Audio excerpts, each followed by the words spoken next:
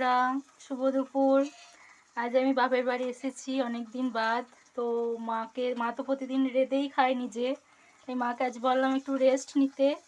আর আমি আজকে দুপুরের মেনুগুলো তৈরি করছি, তাই তোমাদের সাথে একটু দেখালাম। তোমরা যারা মাদেরকে ভালোবাসো, ভালোবেসে রান্না করে খাওয়াও, তারা আমাকে একটু সাপোর্ট করবে, একটু লাইক করবে। তো চলো আজকে মেনু কি কি আছে তোমাদের সাথে একটু শেয়ার করি। প্রথমে আমি এখানে ভেজে রেখেছি মায়ের জন্যে শাক ভাজা করে রেখেছি। মায়ের এটা খুব ফেভারিট শাক ভাজা। আর এটা হচ্ছে আলু কুমড়ো খোসা ভাজা, তার সাথে একটু পোস্ত ছিটানো আছে, মা ভালোবাসে। আর এখানে আমি আলু সিদ্ধ করে রেখেছি। আর তরকারির জন্য মশলা বেটে রেখেছি, কাঁচা লঙ্কা বাটা, আদা বাটা, টমেটো বাটা। আর এটা হচ্ছে আমরা এখানে ভাজছি এখন পটল ভাজছি। মা বললো আজকে আমার একটু পটল আলুর তরকারি খেতে মন হচ্ছে, সেই জন্য যে একটু পটল আলুর তরকারি করে মাকে খাওয়াচ্ছি। আমার মা তো গোবিন্দ ভক্ত, মা আমিষ খায় না, নিরামিষ খায়। তো মা যে পটল আলু তরকারি মায়ের জন্য একটু সুন্দর করে বানানোর চেষ্টা করছি।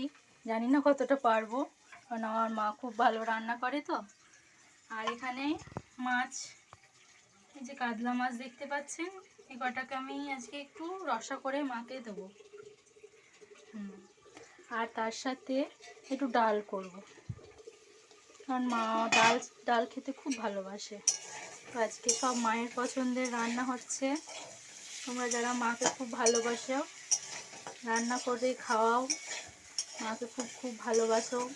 মা ছাড়া এই পৃথিবীতে কেউ নেই, মাই আছে যারা আমাদের জন্য ছোটোবেলা থেকে